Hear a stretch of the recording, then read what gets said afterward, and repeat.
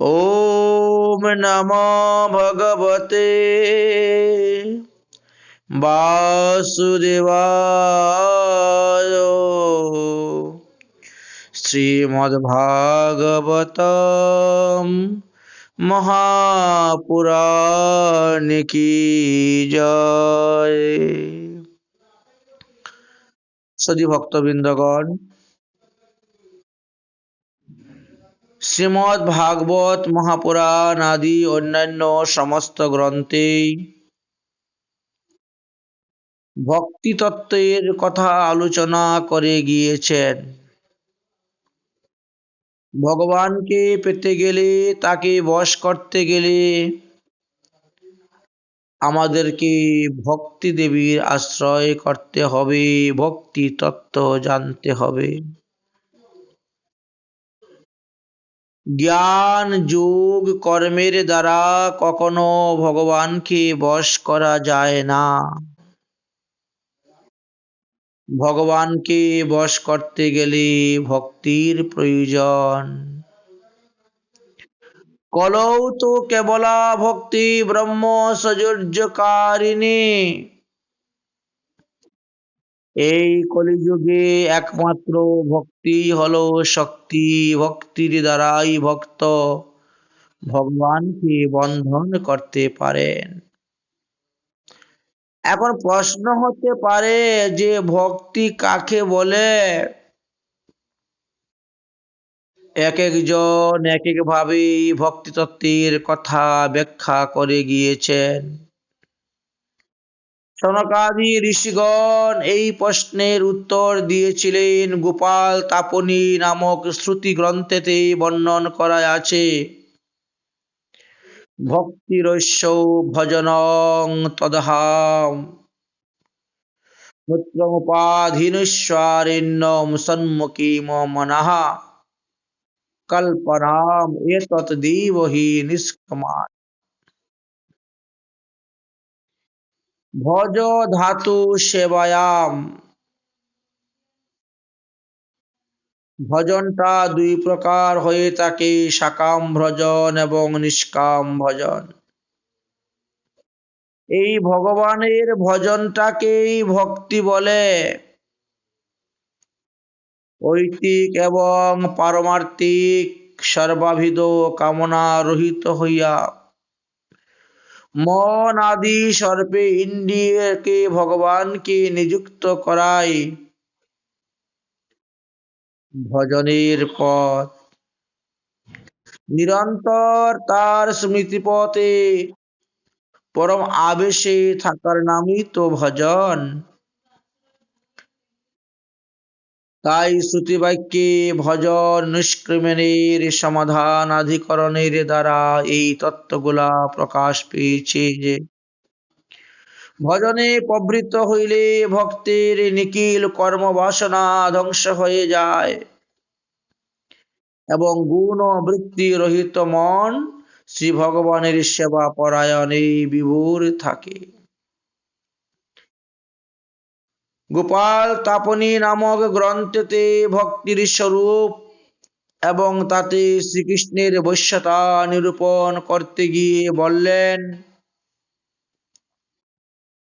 বিজ্ঞান ঘন আনন্দ ঘন স্বরূপ শ্রীকৃষ্ণ সচিদানন্দ রসস্বরূপা ভক্তি যুগে প্রকাশিত হয়ে থাকেন।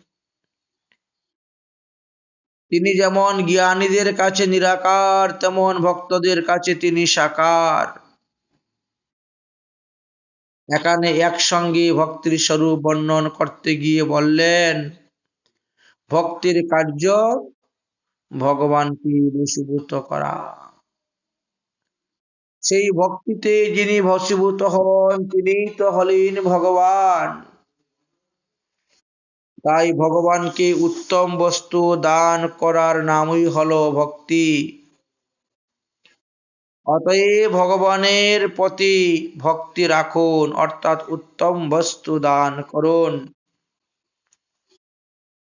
আমরা দেখতে পেয়েছি বিদুর মহারাজের চরিত্রতে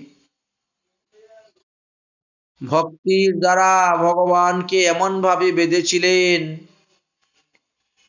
যে দুর্যোধনের 56 ভোগ গ্রহণ না করে ভগবান বিদুরের ঘরে চলে গেলেন।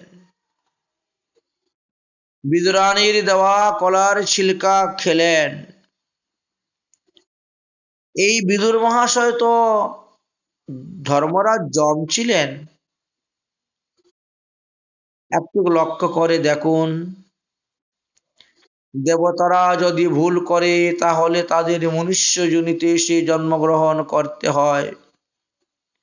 আর আমরা তো মানুষ, আমরা যদি ভুল করি তবে কি গতি হবে? পশু পাখি গাছপালা কীট পতঙ্গতে গিয়ে জন্ম নিতে হবে। সুতরাং ভগবানকে কখনো পাপ বা খারাপ বস্তু অর্পণ করবেন না, দান করবেন না। ভগবানকে উত্তম বস্তু দান করবেন। ভগবানের ভজনটাকে ভক্তি বলা হয়। ভক্তি রসামৃত সিন্ধু গ্রন্থেতে উল্লেখ আছে, সুরস্যে বহিতাম শাস্ত্রম হরিরুদ্দেশ্য ইয়া ক্রিয়া শৈব ভক্তি রতি পুক্তাম তয়া ভক্তি পরা ভবেৎ। কোনো কথা চল। শ্রীকৃষ্ণকে উদ্দেশ্য করে যে ক্রিয়া করা হয় তাকে ভক্তি বলা হয়। এই সাধন ভক্তির দ্বারাই মানুষ পরাভক্তি প্রেম ভক্তি লাভ করিতে পারে। আমরা এর আগে অনেকবার ভক্তিতত্ত্বের কথা আলোচনা করতে গিয়ে বলেছিলাম, শ্রদ্ধা হইতে আরম্ভ করে আসক্তি পর্যন্ত এই 7টিকে সাধন ভক্তি বলা হয়। তাই এখানে আর এটার বিস্তার করছি না। শ্রীকৃষ্ণের উদ্দেশ্য ক্রিয়া বলে তার সুখের নিমিত্ত শ্রবণ কীর্তনাদি কার্য দ্বারা সেবা করতে হবে, জানতে হবে। ভক্তি ভক্তি ভক্তি আমরা বলি, ভক্তি পদটা কোথা থেকে নিষ্পন্ন হলো? কিভাবে ভক্তির কথাটা নিষ্পন্ন হয়েছে, শব্দটার উৎপত্তি হয়েছে? বললেন ভজ ধাতুর সঙ্গে তিং প্রত্যয় যোগ হয়ে ভক্তি পদটি নিষ্পন্ন হয়েছে। তাহলে ভজ ধাতু সেবা অর্থে প্রয়োগ করা হয়। ভজ ইত্যস্য বৈ ধাতু সেবায়াং পরিকীর্তিতম, ব্যাকরণ শাস্ত্র অনুসারে জানা গেল। ঠিক তেমনি ভাবে গরুর পুরাণেও উল্লেখ করা আছে, ভগবত সেবা কামনা ব্যতীত ঐতিক এবং পারর্থিকের ভোগ বাসনা অন্তরে নিয়ে ভজন করলে কখনো প্রেম লাভ হয় না। সম্বন্ধ অবিধেয় প্রয়োজন, এই 3টি তত্ত্ব জানতে হবে। যদি ভগবানের চরণে কেউ প্রেম লাভ করতে চায় তাহলে তার ইহ জগৎ পরজগতে সংসার সুখ বিষণার ভোগ বাসনা মনের মধ্যে নিয়ে ভজন করলে হবে না। যেমন মানুষ কামনা করে বাসনা করে, হে মা কালী, আমার ছেলের চাকরি হলে আমি তোমাকে এই দিব, আমার বৌমার ঘরে নাতি হলে আমি তোমাকে সেই দিব। এই যে কামনা, এই যে বাসনা, এইভাবে কামনা নিয়ে যদি কেউ ভগবত সেবা করে, পূজা করে, কৃষ্ণ সেবা পূজা করে, তাহলে সে প্রেম থেকে বঞ্চিত হবে। শ্রী চৈতন্য চরিতামৃত গ্রন্থেতে কৃষ্ণদাস কবিরাজ গোস্বামী বললেন, ভক্তি মুক্তি আদি বাঞ্ছা মনে যদি রয়, সাধন করিলেও প্রেম উৎপন্ন না হয়। প্রেমটি তো আসল বস্তু, প্রেমের দ্বারাই তো ভগবানকে পাওয়া যায়। বিনা প্রেম সে নাহি মিলে নন্দলালা। ভগবানকে প্রেম ডুব দিয়ে মা যশোদা বন্ধন করেছিলেন। সুতরাং আমি বিষয় বাসনা ভোগ করব, ইন্দ্রিয় সুখ ভোগ করব, আবার আমি ভক্তিও করে মুক্তি লাভ করে যাব। এইভাবে কামনা বাসনা নিয়ে যারা শ্রীকৃষ্ণের সাধন করেন, ভজন করেন, সেবা করেন, তারা কখনো প্রেম ভক্তি লাভ করতে পারবে না। কৃষ্ণ প্রেম, রাধা প্রেম, গোপী প্রেম, ব্রজ প্রেম হইতে তারা অনেক দূরে বঞ্চিত হয়ে যায়। তাই ভক্তি দেবীর উৎপত্তি সম্পর্কে শাস্ত্রে বর্ণন করলেন। শ্রীকৃষ্ণের অর্থাৎ শ্রী ভগবানের চিৎ শক্তি, লাদিনী শক্তি এবং সম্বিতের সার বৃত্তিকেই ভক্তি বলা হয়েছে। ভক্তির এত শক্তি যে ভগবানকে নিত্য গোলক ধাম থেকে আকর্ষণ করে ভূলোকে এনে ভক্তের সম্মুখে দাঁড়া করিয়ে দেন। তাই ভগবানকে সুখী করাই হলো লাদিনীর কার্য। সুতরাং কৃষ্ণতর কামনায় অন্তরে থাকলে সেই অন্তরে ভক্তির আবির্ভাব ঘটবে না। এই জন্যই শ্রী ভগবান এবং ভক্তির প্রকৃত স্বরূপকে জানতে হবে। যারা বুদ্ধিমান ব্যক্তি আছেন তারা সাধুগুরু বৈষ্ণবের সেবা করে, তাদের চরণে দণ্ডবত প্রণাম করে বলেন, মহারাজ আমি যেন কৃষ্ণ ভক্তি লাভ করতে পারি, আশীর্বাদ করুন। আর যারা মূঢ়, অবিবেকী, অজ্ঞানী, তারা সাধু মহাপুরুষের কাছে গিয়ে প্রণাম করে বলে, মহারাজ আমার ফ্যাক্টরিটা যেন ভালো চলে, আমার কোম্পানিটা যেন ভালো চলে, আমার ব্যবসা যেন আয় উন্নতি হয়, ইত্যাদি ইত্যাদি কামনা বাসনা নিয়ে যায়। ফলে তারা ভক্তি থেকে অনেক দূরে চলে যায়। পুনরপি জননম পুনরপি মরণম পুনরপি মাতৃ জঠরে শয়নম করতেছে, আর মায়ার কবলে কবলিত হয়ে সে গাধার মতন বিষয় ভোগ করে যাচ্ছে। এই জন্যই শ্রী ভগবান এবং ভক্তির প্রকৃত স্বরূপ জানার দরকার। আর এটাকে জানতে গেলে সৎসঙ্গ করতে হবে, সাধু সঙ্গ করতে হবে, সাধুমুখী হরিকথা শ্রবণ করতে হবে। নরোত্তম দাস ঠাকুর মহাশয়ের প্রার্থনাগুলাকে কীর্তন করতে হবে, প্রেম ভক্তি চণ্ডিকা আস্বাদন করতে হবে, তবে তো ভক্তির সূত্র জানতে পারবেন। শ্রী শাণ্ডুল্য ঋষি তিনিও ভক্তি সূত্রের কথা বর্ণন করে গিয়েছিলেন। সা পরা অনুরক্তির ঈশ্বরে, ভক্তি বলতে ভগবানের পরম অনুরাগই বোঝায়। ভগবানের চরণে যার অনুরাগ হবে তার সংসারের স্ত্রী পুত্রের প্রতি অনুরাগ থাকবে না, কমে যাবে। যদি স্ত্রী পুত্রের প্রতি অনুরাগ থাকে তাহলে 16 আনা মন ভগবানকে অর্পণ করা যায় না। এই সূত্রের যখন ভাষ্য করতে গেলেন তখন শ্রীপাদ স্বপ্নেশ্বর আচার্য তিনি ব্যাখ্যা করতে গিয়ে বললেন, অনুস্তন ফলনাম অন্তর্গত কিন্তু ভগবত মহিমাদি জ্ঞান শূন্য পশ্চাৎ জ্ঞায়মানম তদ অনুরক্তরম রিপুত্ততে। অনু এই শব্দটি লক্ষণাগত অর্থ নয়, কিন্তু ঈশ্বর এবং ভক্তির স্বরূপ এবং তাহার মহিমা জ্ঞানের পশ্চাৎ তার প্রতি যে আসক্তি জন্মে তাকেই ভক্তি বলা হয়েছে।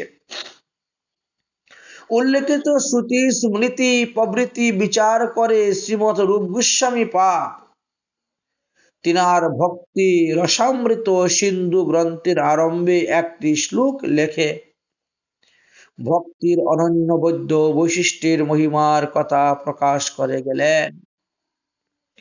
শুদ্ধ ভক্তি পূর্ণ লক্ষণ প্রকাশ করে গেলেন। যদি কেউ শুদ্ধ ভক্তি যাজন করতে যায় তাহলে তাকে রাগমার্গীয় ভক্তিতে প্রবেশ করতে হবে। মানুষ জিজ্ঞেস করে কি বৈদিক ভক্তি, কি রাগ ভক্তি, কি সাধন ভক্তি, কি সাধ্য ভক্তি, কি ভাব ভক্তি, কি প্রেম ভক্তি। সবই এই লক্ষণে আছে।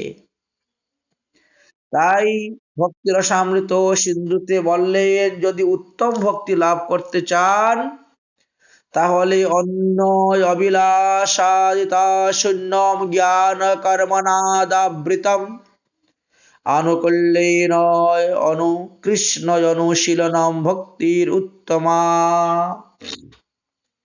হে জীব, তোমরা ভগবানের পূজা করতে গিয়ে অন্য অভিলাষ করিও না,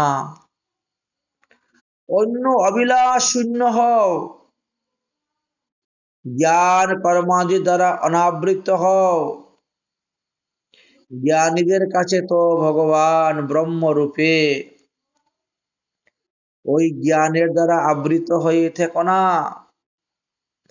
কর্মকাণ্ড করতে গিয়ে প্রাণী হিংসা করিও না, জীব হিংসা করিও না। আনুকূল্য আত্মক, যাহা করলে শ্রীকৃষ্ণ প্রসন্ন হন, সন্তুষ্ট হন। যে বস্তু ভগবানকে নিবেদন করার কথা শাস্ত্রে বর্ণন করে গিয়েছেন, সেই অনুকূল্য আত্মক শ্রীকৃষ্ণের সেবা পূজা করে অনুশীলন করো, তবেই তো তুমি উত্তমা ভক্তি লাভ করতে পারবে, উত্তমা ভক্তির অধিকারী হতে পারবে। শ্রীমৎ জীব গোস্বামী পাদ এবং শ্রীল বিশ্বনাথ চক্রবর্তী পাদ তারাও যেভাবে এই শ্লোকের ব্যাখ্যা করতে গিয়ে বললেন, আমরা তদনুরূপ এই শ্লোকের সংক্ষিপ্ত কিছু বিবৃতি দিতেছি, আপনারা আস্বাদন করবেন।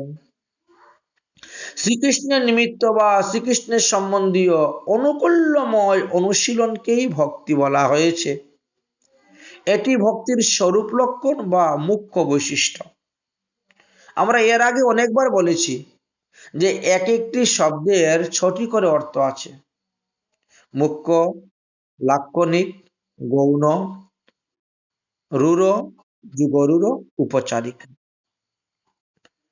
তাই কোথায় কি অর্থে ব্যবহার করতে হবে গোস্বামীরা সেইভাবে ব্যবহার করে গ্রন্থ রচনা করে আমাদেরকে দিয়েছেন। ভক্তির স্বরূপ লক্ষণ উল্লেখ করতে গিয়ে এই মূল শ্লোকে আমরা দেখতে পেলাম অনুশীলনম।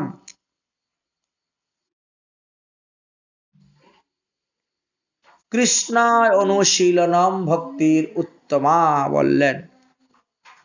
আচ্ছা, অনুশীলন শব্দটি কোথা থেকে আসছে? বললেন যে শীল ধাতু থেকে এই শব্দের উৎপত্তি হয়েছে। শীল ধাতুর অর্থ হলো শীলন, এবং এই শীলনও দ্বিবিধ আছে। একটি হলো প্রবৃত্তিমূলক আর একটি হলো নিবৃত্তিমূলক। প্রবৃত্তিমূলক শীলন বা চেষ্টা হলো এই কায়িক, বাচিক এবং মানসিক। আমরা দেহের দ্বারা, মনের দ্বারা, বাক্যের দ্বারাও ভগবানের ভজন করতে পারি। দেহের দ্বারা আপনি কিভাবে ভজন করবেন? বলে শ্রীকৃষ্ণের পরিচর্যাদি করবেন। শ্রীকৃষ্ণের পরিচর্যা করব কিভাবে? যখন ভগবান শ্রীকৃষ্ণ নিত্যলীলা করেছিলেন তখন ব্রজবাসীরা করেছিলেন, আমরা কি করব? বলে আপনারা শ্রী বিগ্রহতে করবেন, শ্রী চিত্রপটে করবেন। শ্রী বিগ্রহকে প্রতিদিন স্নান করাইবেন, শৃঙ্গার করাবেন, আরতি করবেন, ভোগ লাগাবেন, শয়ন দিবেন। তাহলে আপনার শ্রীকৃষ্ণের পরিচর্যার কাজ হয়ে যাচ্ছে। সাধনে এইভাবে ভাবতে হবে। আচ্ছা, বাক্যের দ্বারাও তো আপনি ভজন করতে পারেন। বলেন বাক্যের দ্বারা কিভাবে ভজন করব? বলে ভগবানের জন্ম, কর্ম ইত্যাদি লীলা কথা শ্রবণ করবেন, কীর্তন করবেন। কিছুক্ষণ আগেই তো গীতা পাঠে করতে গিয়ে আমার পূর্ববর্তী যিনি পাঠক ছিলেন তিনি তো আপনাদেরকে বলে গেলেন, গীতাতেই ভগবান নিজেই বলে গেছেন যে আমার জন্ম, কর্ম, লীলা কথা যারা শ্রবণ করে তাদেরকে পুনরায় আর মাতৃগর্ভে এসে জন্মগ্রহণ করতে হয় না। তাই ভগবানের জন্মকর্তা, কর্মকর্তা, লীলা কথা শ্রবণ করতে হয়। তার মধ্যে শ্রীমদ্ ভাগবত মহাপুরাণ হলো সমস্ত পুরাণের সার। এর মধ্যে শুধু খালি সুসিদ্ধান্ত সুসিদ্ধান্ত সুসিদ্ধান্ত আছে, এর মধ্যে কোনো অপসিদ্ধান্ত নেই, এর মধ্যে কোনো কুসিদ্ধান্ত নেই। তাই ভাগবত শ্রবণ, এই কলিযুগে ভাগবত শ্রবণের মহিমার কথা বর্ণন করে গিয়েছেন। আমরা দেখতে পেলাম আত্মদেব ব্রাহ্মণের পুত্র ধুন্ধুকারী, সে তার কর্মদোষের ফলে সে মারা যাওয়ার পরে একটা প্রেত আত্মা হয়ে জন্ম নিল, অপদেবতা হয়ে কত কষ্ট ভোগ করলো। তার উদ্ধারের জন্য গোকর্ণ ভাগবত কথা বললেন, তিনি উদ্ধার হয়ে গেলেন। আমরা দেখতে পেলাম জ্ঞান বৈরাগ্য বৃদ্ধ অচেতন অবস্থায় তারা বৃন্দাবনে পড়ে রয়েছিলেন। দেবর্ষি নারদ জ্ঞান বৈরাগ্যকে জাগানোর জন্য হরিদ্বারের আনন্দ ঘাটে চতুর্শন কুমারের দ্বারা ভাগবত পাঠ করালেন। সে সুস্থ হলো, পূর্ণ যৌবন ফিরে পেল, তাদের মোহনিদ্রা দূর হলো। আমরা দেখতে পেলাম মহারাজ পরীক্ষিত ব্রহ্ম সাপ হইতে মুক্ত হয়ে গেলেন। তক্ষক ধ্বংসন করার আগেই তিনি হরিধামে চলে গেলেন হরির উপাসনা করে। এমন শ্রীমদ্ ভাগবত মহাপুরাণ যারা আস্বাদন করেন নাই, শ্রবণ করেন নাই, কীর্তন করেন নাই, তো তাদের সেই ভাগবত ভক্তিটা আসবে কেমন করে? তাই ভাগবত ভক্তি, ভাগবত ধর্মই তো সর্বশ্রেষ্ঠ ধর্ম বলে বর্ণন করে গিয়েছেন। অতএব আমরা প্রবৃত্তি মার্গের দ্বারাও ভগবানকে সেবা করতে পারছি। ভগবানের রূপ দর্শন করুন, তিনার গুণগান চিন্তন করুন, তার লীলাকে স্মরণ করুন, প্রতিপাদন করুন, এর দ্বারা হয়ে যাবে।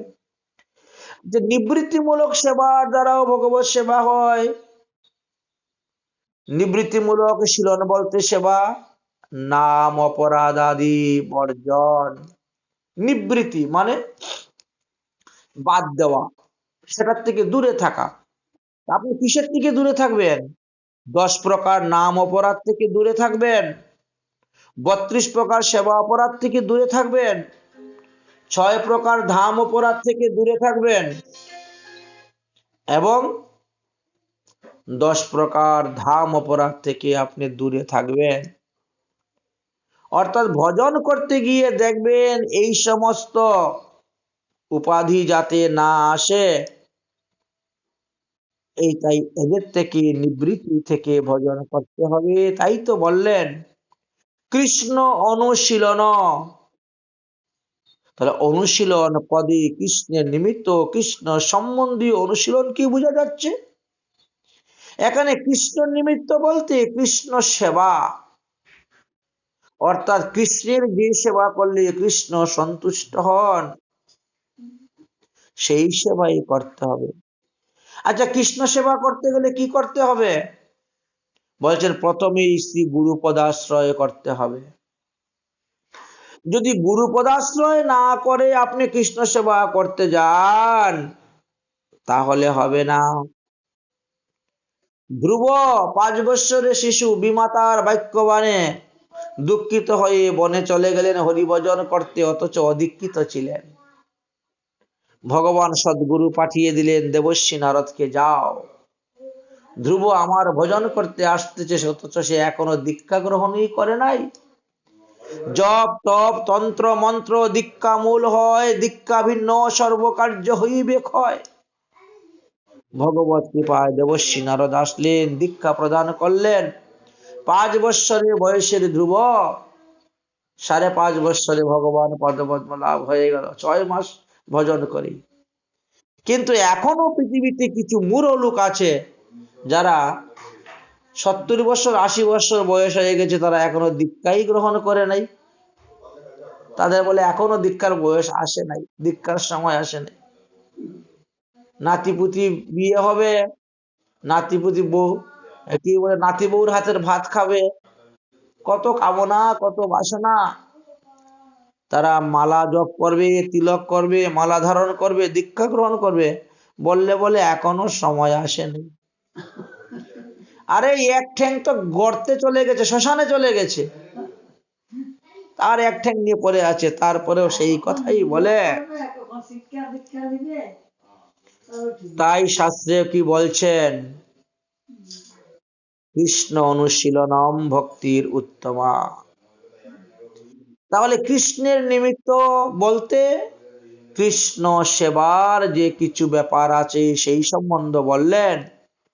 তাহলে গুরু পদাশ্রয় থেকে আরম্ভ করে স্থায়ী ভাব, বেবিচারী ভাব পর্যন্ত যা কিছু আছে এই সবকেই তো কৃষ্ণ অনুশীলন বলা হয়।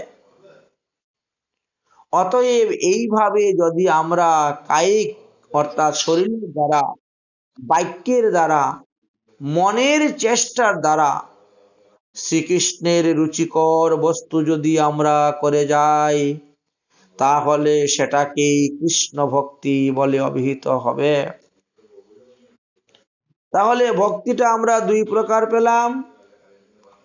এক ভক্তি হলো সৌপাধিক ভক্তি, আর দ্বিতীয় হলো নিরুপাধিক ভক্তি।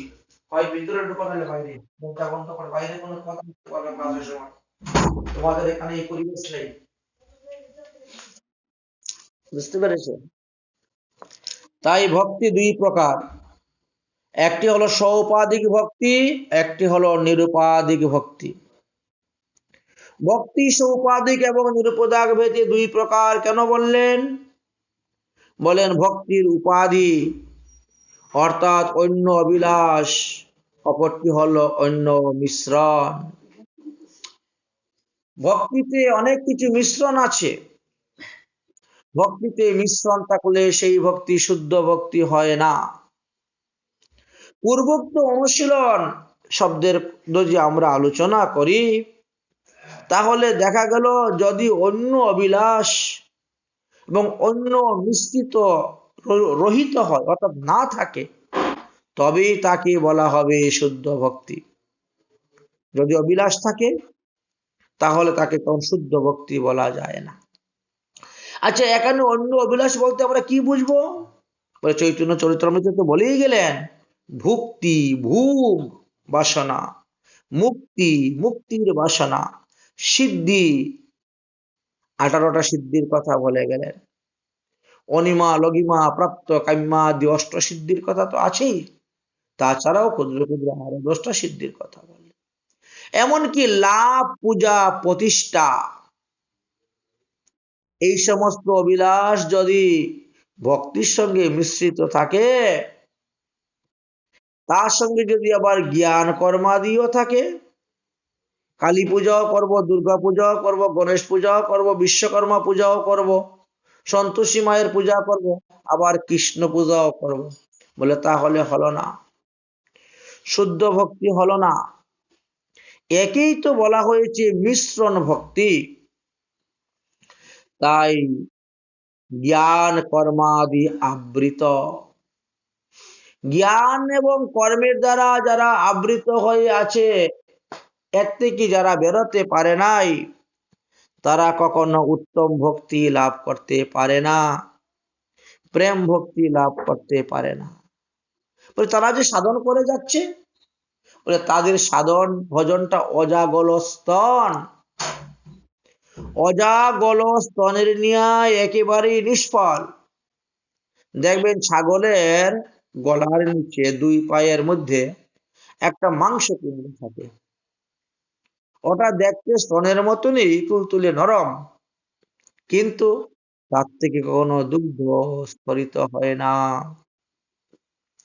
তাই এখানে অন্য অভিলাষ বলতে আমাদেরকে এটাই বুঝাতে চেয়েছেন। আবার বললেন জ্ঞান, জ্ঞানকে দুই ভাগে ভাগ করা হয়েছে। একটা হলো ব্রহ্মজ্ঞান, যেমন ধরুন জ্ঞান অর্থে ব্রহ্মজ্ঞান বুঝায়, কর্ম অর্থে স্মৃতিশাস্ত্র, দান যজ্ঞাদি কর্ম বুঝায়, ভগবান এবং ভক্তি বিষয়ে জ্ঞান সেটা তো প্রকৃত জ্ঞান, এবং শ্রীকৃষ্ণকে অর্চন বন্দন আদি কর্মসাক্ষাৎ শ্রীকৃষ্ণ অনুশীলন গুলাকে জানতে হবে, এই জ্ঞানটা প্রয়োজন।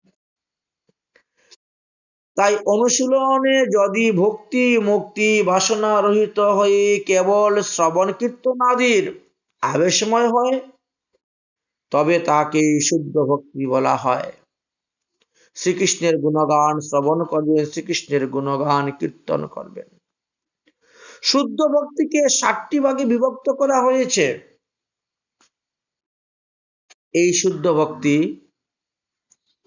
উত্তমা ভক্তি, নির্গুণ ভক্তি, কেবলা ভক্তি, মুক্তা ভক্তি, অনন্য ভক্তি, অকিঞ্চনা ভক্তি এবং স্বরূপ সিদ্ধা ভক্তি ইত্যাদি নামেও অভিহিত করা হয়েছে।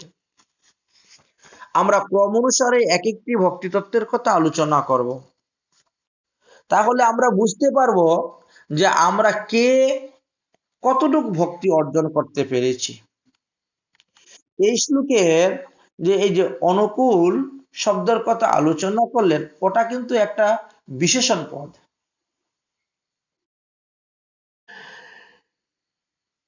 তাই অনুকূল এই বিশেষণ পদ দিয়ে আমাদেরকে দেখালেন যে অনুকূল্য ব্যতিরেকে কৃষ্ণ অনুশীলন ভক্তিকে ভক্তি বলা যায় না। এখানে অনুকূল বলতে কিন্তু ওই অনুকূল চন্দ্রের কথা বলেন নাই, বা অনুকূল চন্দ্রের যে একটা সম্প্রদায় আছে সেটাও বলা হয় নাই। ভক্তির আনুকূল্য বস্তুর কথা বলা হয়েছে। ওরা কিন্তু ভক্তির বিরোধী, বিপরীত। তাদের ভক্তি কৃষ্ণ ভক্তির সঙ্গে কোনো মিল নেই।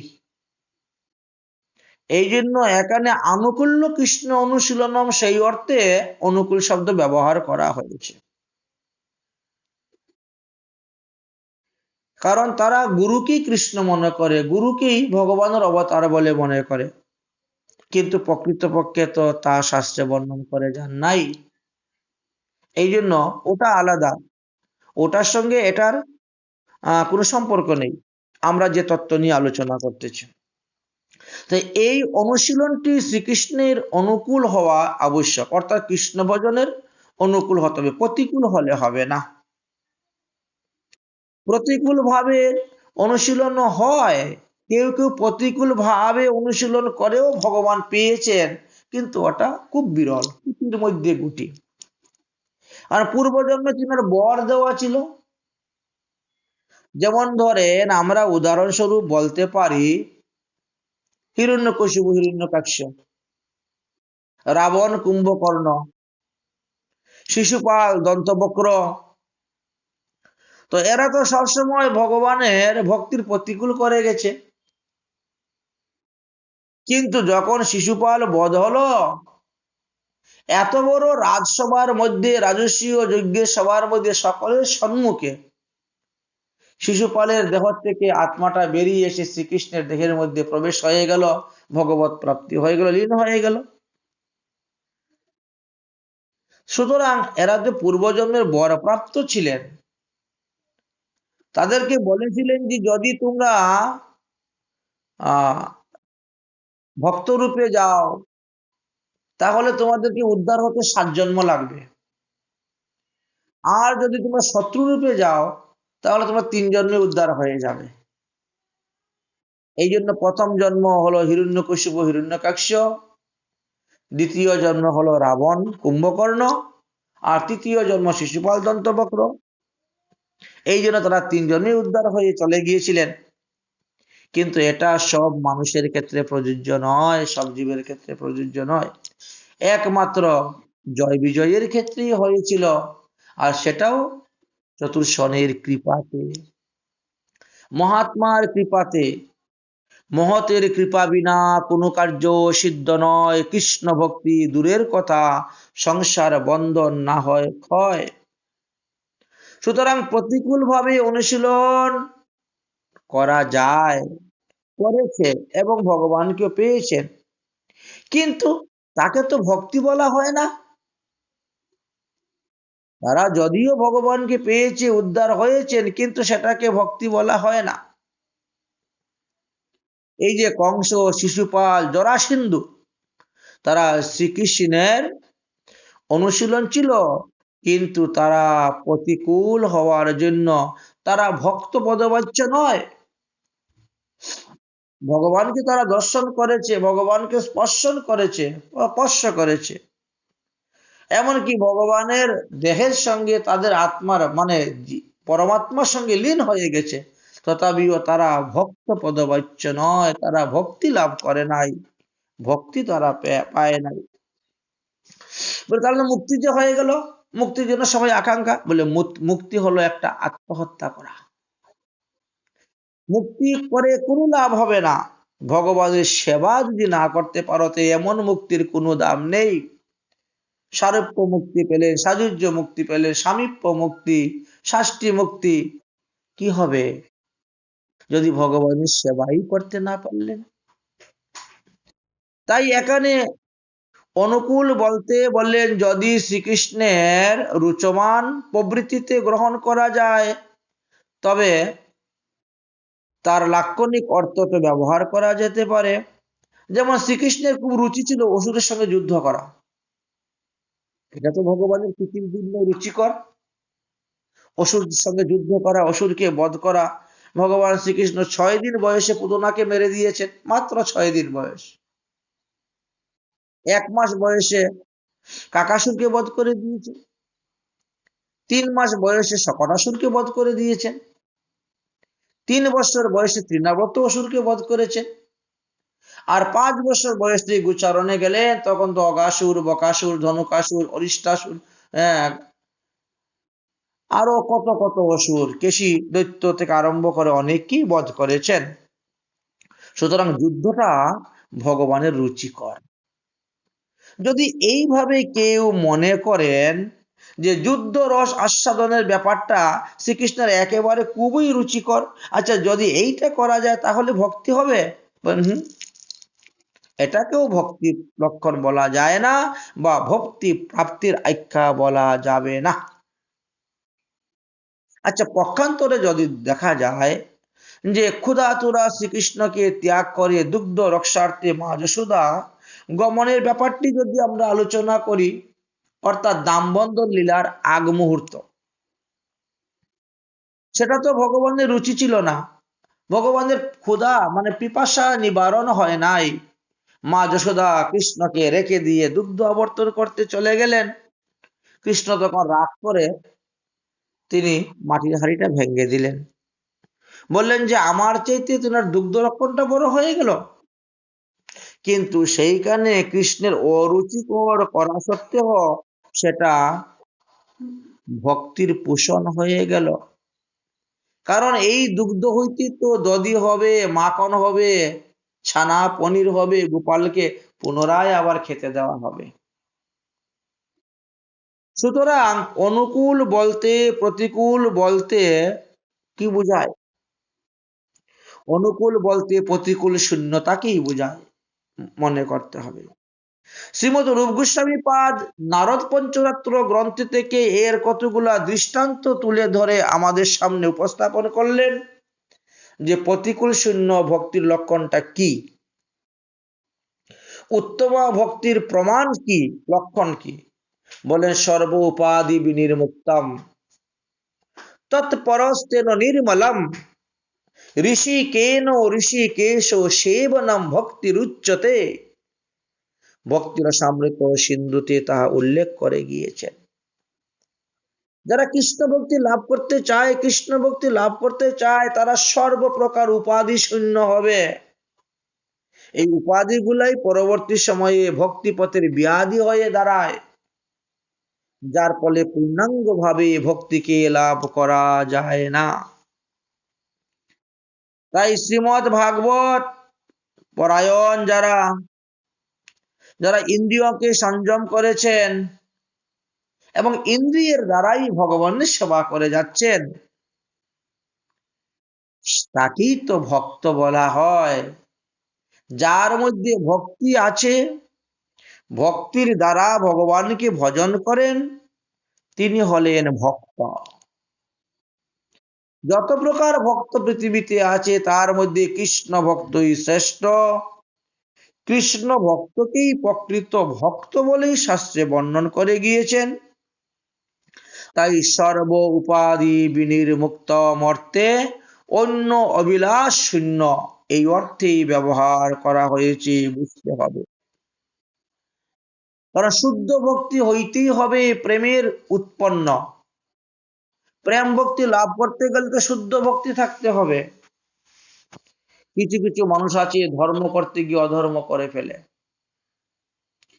তারা কখনো গীতা পড়ে নাই বা দেখে নাই ধর্ম কাকে বলে, অধর্ম কাকে বলে, কর্ম, অকর্ম, বিকর্ম এইগুলার পরিভাষা কি, কাকে বলে, কোনটা করতে হবে, কোনটা গ্রহণীয়, কোনটা বর্জনীয়, তারা কখনো দেখেই না।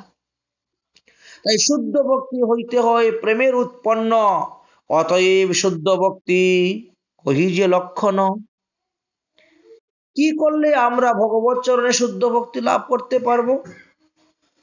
কি করলে আমরা মা যশোদার মতন কৃষ্ণকে বন্ধন করতে পারবো?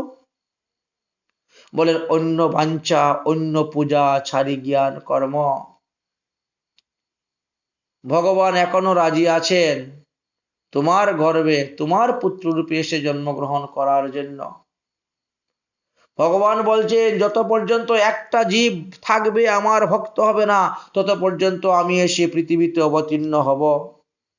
আমার ইচ্ছা সব মনুষ্যকে আমার ভক্ত করে আমার চরণে নিয়ে যাব, তারা যে আমারই সন্তান।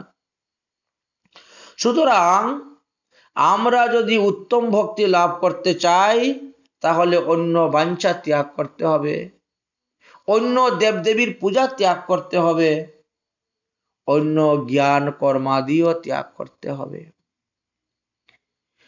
আনুকূল্য সর্বেন্দ্রিয়ে কৃষ্ণ অনুশীলনম, এই পাঁচটি জ্ঞান ইন্দ্রিয়, পাঁচটি কর্মেন্দ্রিয় এবং মন একটি, এই 11টা ইন্দ্রিয়ের দ্বারাই ভগবত সেবা করতে হবে।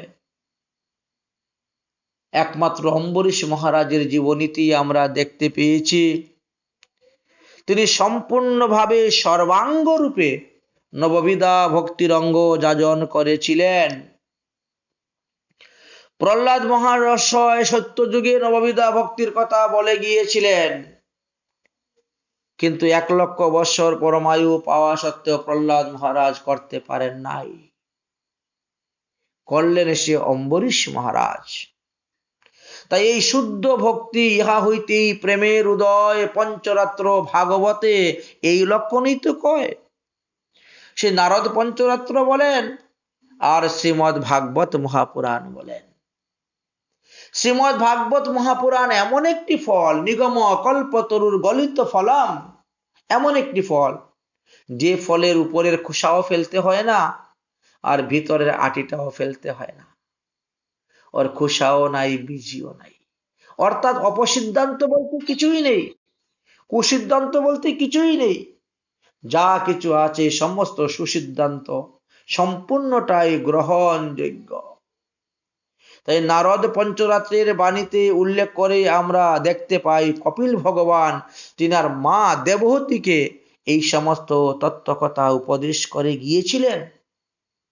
যে গ্রন্থের নাম পরবর্তী সময়ে কপিল গীতা হয়েছিল, যে গ্রন্থের নাম পরবর্তী সময়ে সাংখ্য শাস্ত্র হয়েছিল। তাই মদ গুণা স্মৃত মাত্রেন মহি সর্ব গুণাশ্রয়ে মনোগতি ঋতশ্চনম যথা গঙ্গা সম্বুদম বুধা। কপিল দেব তিনার মা দেবহূতিকে বললেন, মাগো আমার গুণ শ্রবণ মাত্রই সকলের অন্তরে অবস্থিত পুরুষোত্তম আমাতে সমুদ্রের প্রতি গঙ্গাধারার নিরায় অবিচ্ছিন্ন যে মনোগতি, যা ফলা অভিসন্ধান রহিত এবং জ্ঞান কর্ম অবস্থান শূন্য, তাহাকে নির্গুণ ভক্তি বলা হয়ে থাকে। নদী যেভাবে কেউ যদি নদীপথ আশ্রয় করে, নদী তো নিম্নগামী, ও যেতে যেতে ধীরে ধীরে সমুদ্রের মধ্যে গিয়ে পৌঁছে যাবে। ঠিক তেমনি ভাবে যারা ভক্তিকে প্রকৃতভাবে আশ্রয় করেছেন, এই ভক্তিকে আশ্রয় করে তারা ভগবানের চরণে গিয়ে পৌঁছবে। কিন্তু ভক্তির মধ্যে যদি উপাধি থাকে, মিশ্র থাকে, তাহলে হবে না। তাই বললেন, মাগো আমার ভক্ত যারা, অর্থাৎ আমার যারা প্রকৃত ভক্ত, তারা কখনো 5 প্রকার মুক্তি আমার কাছে চায় না। শাস্ত্রে 5 প্রকার মুক্তির কথা বর্ণন করে গেলেন। প্রথম মুক্তির নাম হলো শালুক্য মুক্তি। শালুক্য মুক্তি কাকে বলে? বলে ভগবানের সহিত একসঙ্গে বাস করা।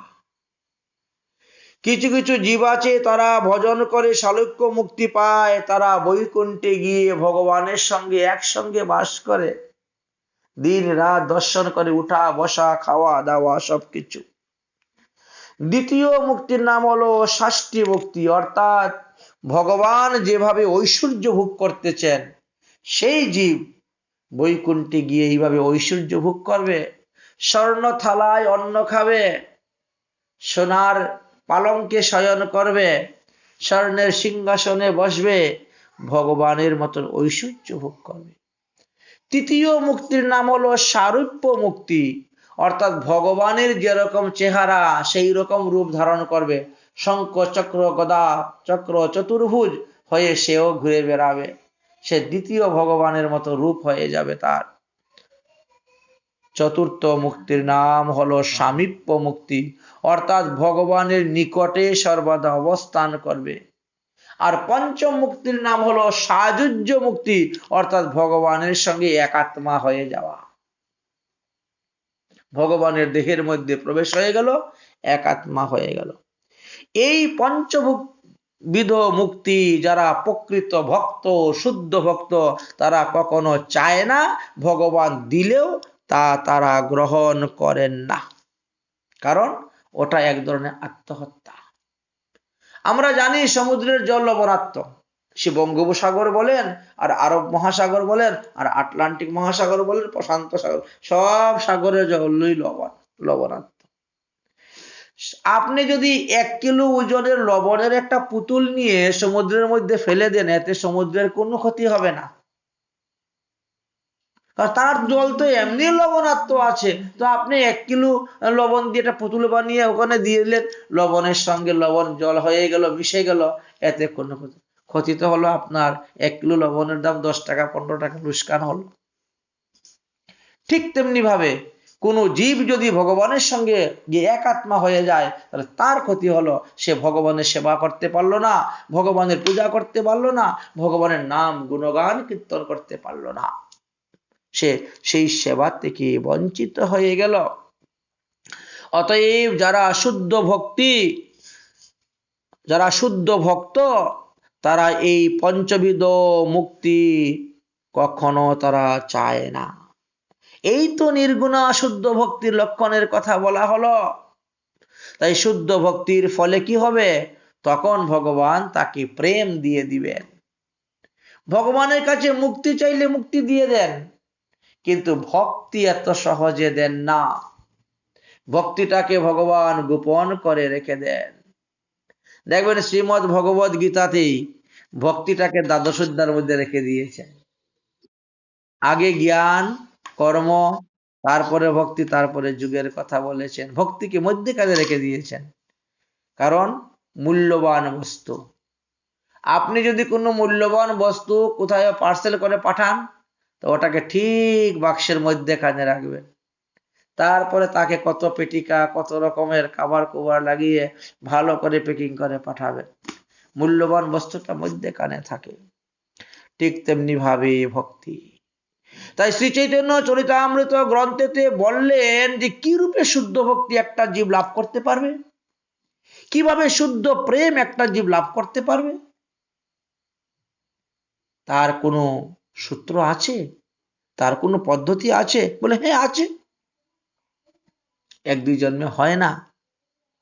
ভ্রমিতে ভ্রমিতে কোনো ভাগ্যবান জীব গুরু কৃষ্ণ প্রসাদে পাবে এই ভক্তিলতার বীজ। গুরু পদাশ্রয় না করা সত্ত্বেও কখনো ভক্তিলতার বীজ পাওয়া যাবে না, কারণ এই বীজ তো বাজারে কিনতে পাওয়া যায় না। এগুলা তো লাউ বীজ, কুমড়া বীজ, ঝিঙ্গা বীজ, শশা বীজের মতো নয় যে বাজারে গেলাম, দাও আমাকে 10 টাকার বীজ দিয়ে দাও, নিয়ে আসলাম। এটা ভক্তি বীজ।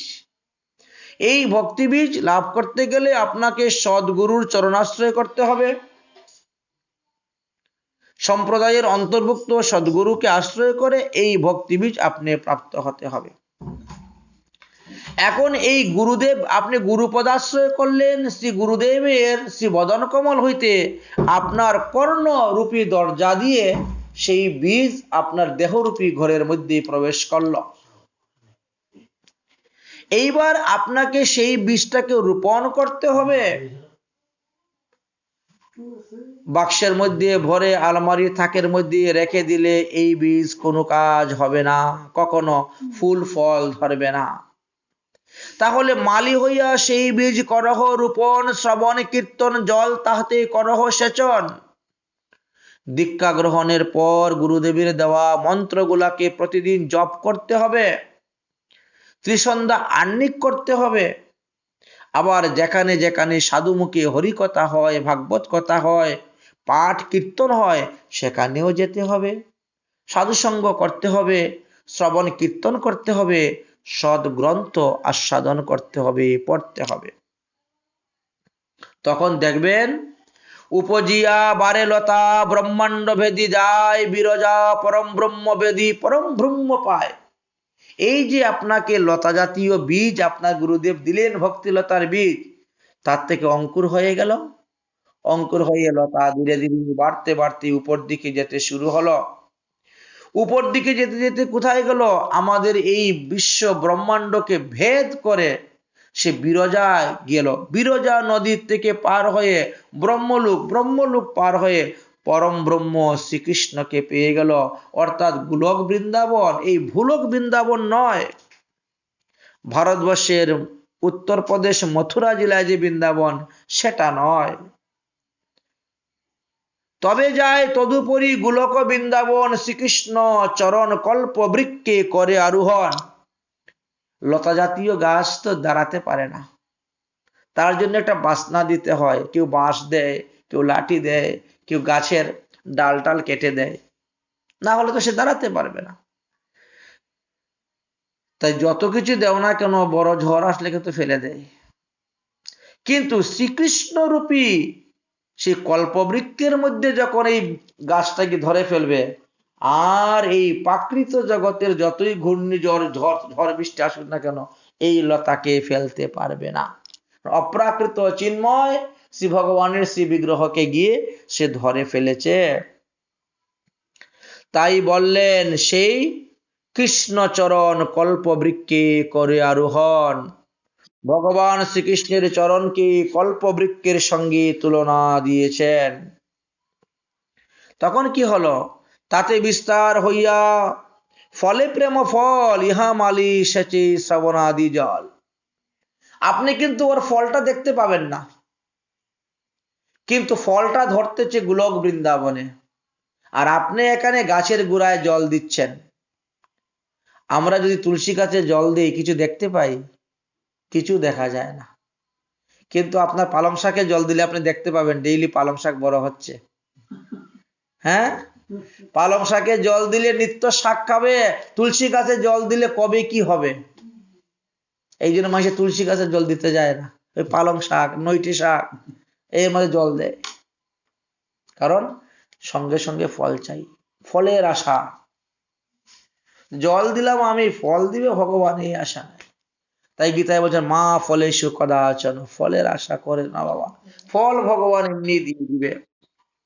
তাই এই স্থানে আপনি জল দিচ্ছেন, অর্থাৎ শ্রবণ কীর্তন করতেছেন, আর সেখানে গিয়ে আপনার প্রেম ফল ধরতেছে। তাই বলছেন যদি বৈষ্ণব অপরাধ উঠে হাতির মাথা, উপরায়া যায় তবে শুকি যায় পাতা। সুতরাং ভজন করার সময় লক্ষ্য করবেন যে 6 প্রকার বৈষ্ণব অপরাধ যেন না হয়। দুর্বাসা ঋষি কত ভজন করেছেন, কিন্তু অম্বরীশ মহারাজের কাছে একটু অপরাধের কারণে তিনার প্রাণ নিয়ে পলায়ন করতে হলো, সমস্ত ভজন শক্তি বিফল হয়ে গেল। তাই বলছেন অতি যত্ন করবেন। তাতে মালি যত্ন করি করে আবরণ, অপরাধ হস্তি যেন না হয় উদ্গম। অতএব ভজন করার সময় হৃদয়ের মধ্যে দৈন্যতা, মান্যতা, শীতলতা থাকবে। ভজন করা সত্ত্বেও মনের মধ্যে থাকবে আমার দ্বারা ভজন হয় নাই, সাধন করা সত্ত্বেও মনের মধ্যে এটাই থাকবে। তবেই হবে। কিন্তু যদি লতার অঙ্গে উঠে উপশাখা, ভক্তি মুক্তি বাঞ্ছা যত অসংখ্যতার লেখা। ভক্তিলতা বৃদ্ধি হওয়ার সময় যেন মনের মধ্যে কোনো উপশাখা না উঠে, আমি ভক্তি লাভ করতে চাই, আমি মুক্তি লাভ করতে চাই, আমি বিষয় সুখ লাভ করতে চাই, তাহলে মান পূজা প্রতিষ্ঠা চাই, তাহলে কিন্তু ক্ষতি আছে। শাস্ত্রে যেগুলো নিষেধ বলেছে সেগুলা কখনো সেবন করবে না। নিষেধাচার কুটিনাটি জীব হিংসন লাভ পূজা প্রতিষ্ঠা যত অসংখ্য শাখাগণ, কত কত শাখার নাম তোমাকে বলবো, অসংখ্য শাখা। জল সেজে পাইয়া উপশাখা বাড়ি যায়, স্তম্ভ হইয়া মূল শাখা বাড়িতে না পায়। যারা বিষ্ণু মন্ত্রে দীক্ষা গ্রহণ করে পাঠ কীর্তন করে যাচ্ছেন, তারা যদি মান পূজা প্রতিষ্ঠার পিছনে দৌড়ে, বড় বড় ফুলের মালাটা আমি আগে পাবো গলায়, চন্দনটা আমি আগে গলায় পাবো, কপালে পাবো, তাই সবার আগে গিয়ে আমি আসনে বসবো, সিংহাসনে, বলে এটাই উপশাখা। এইগুলা হলে ভক্তির রূপী মূল শাখাটা বৃদ্ধি হবে না। তাই প্রথমেই উপশাখা করহ ছেদন। আমার অত লাভের দরকার নাই, পূজার দরকার নাই, প্রতিষ্ঠার দরকার নাই। প্রথমে উপশাখা করহ ছেদন, তবে মূল শাখা বাড়ি যাবে বৃন্দাবন। আমার ভক্তি বৃদ্ধির দরকার। প্রেম ফল পাখি পরে মালি আস্বাদয় লতা, অবিলম্বে মালি কল্প বৃক্ষে পায়। তখন এই প্রেম ফল আপনার নিত্য গোলক ধামে পাকবে, আর আপনি বসে বসে সেই প্রেম ফল আস্বাদন করতে পারবেন। তাহা সেই কল্পবৃক্ষের করে সেবন, সুখে প্রেম ফল রস করে আস্বাদন। অতএব কৃষ্ণরূপী কল্পবৃক্ষের সেবা কর। গাছের গোড়াতে জল দিলে গাছের ডাল পালা শাখা উপশাখা স্কন্দ মূল শিকড় ফুল ফল পাতা সব সতেজ থাকে। পৃথক পৃথক ভাবে অন্য স্থানে জল দিতে হয় না। ঠিক তেমনি ভাবে একমাত্র শ্রীকৃষ্ণের ভজন করুন, আর অন্যান্য কোনো দেবদেবীর ভজন করতে হবে না। যদি অন্যান্য দেবদেবীর ভজন না করার কারণে তোমার কোনো পাপ হয়, তাহলে সেই পাপ ভগবান বলছেন আমি গ্রহণ করব। তোমাকে সেই পাপ ভোগ করতে হবে না, তোমাকে নরকে যেতে হবে না। গীতাতে এই কথা তিনি বলে গিয়েছেন। সুতরাং কৃষ্ণ সেবা কৃষ্ণ পূজা করার কথাই উপদেশ হয়েছে। এই তো পরম ফল পরম পুরুষার্থ, যার আগে তীর্ণ তুল্য চারি পুরুষার্থ। প্রত্যেকটি গ্রন্থই ধর্ম অর্থ কাম মোক্ষ এই চারটির কথা বলেছেন, কিন্তু পঞ্চম পুরুষার্থ যে প্রেম ভক্তি, তার কথা বড় গোপন, কেউ বর্ণন করে যায় না। তাই পঞ্চম পুরুষার্থ প্রেমই হলো আমাদের প্রয়োজন। শ্রীমদ্ ভাগবত মহাপুরাণে বললেন কৃষ্ণের সঙ্গে সম্বন্ধ, তাই সম্বন্ধ তত্ত্ব। অবিদেয় হলো শ্রীকৃষ্ণের ভক্তি, আর কৃষ্ণ প্রেমকে বলা হয়েছে প্রয়োজন। তাই সম্বন্ধ অবিদেয় প্রয়োজন এই তিনটি তত্ত্বের ব্যাখ্যা করতে গিয়ে জীব গোস্বামীপাদ শতসন্দর্ভ গ্রন্থ রচনা করেছিলেন। তাই পুরুষার্থ পঞ্চম পুরুষার্থ প্রেম আমরা লাভ করতে পারবো ভক্তি তত্ত্ব যদি জানা থাকে, ভক্তি সম্পর্কে যদি জ্ঞান থাকে, তবেই হবে। ভক্তির স্বরূপ সম্পর্কে বিভিন্ন দার্শনিক দৃষ্টি দিয়ে বিভিন্নভাবে ব্যাখ্যা করা আছে। দার্শনিকগণ ভক্তির স্বরূপ বিচার করতে গিয়ে তারা ভক্তির অনুভূতি অনেক কিছু বলেছেন। বলছেন ভক্তিতে রস ছাড়া আর কিছুই নেই, ভক্তিতে রস আর রস আর রস। ভক্তিতে আনন্দ আছে বলেই সাধারণ জনগণের মধ্যে ভক্তি বিষয়ে নানা প্রকার সংশয়ের উদয় হয়। শ্রীমদ্ জীব গোস্বামীপাদ এই বিষয়ে আরো অনেক ভূয়ু ভূয়ু তত্ত্ব উল্লেখ করে বর্ণন করেছেন। আমরা এতক্ষণ ভক্তি তত্ত্বের কথা আলোচনা করলাম। সুতরাং আজকের মতন হরিকথা ভাগবত কথা আমরা এখানেই বিশ্রাম দিচ্ছি। শ্রীমৎ মহাপ্রভুর কৃপা হলে আগামী কাল ঠিক ভারতীয় সময় অনুসারে 7টা থেকে 8টা পর্যন্ত আমরা হরিকথা আস্বাদন করব। আজকে আর বিলম্ব করছি না, এখানেই বিদায় নিচ্ছি। যদকরম পদবষ্টং মাত্রাহীনশ্চয়দ ভবেৎ তৎসর্বক্ষমতাং দেবং প্রসিদ্ধং পরমেশ্বর। ওম সর্বে ভবন্তু সুখিনা সর্বে শান্তু নিরাময়া সর্বে ভদ্রাণু পশ্যন্তু মা কশ্চিৎ দুঃখবাদ ভবেৎ।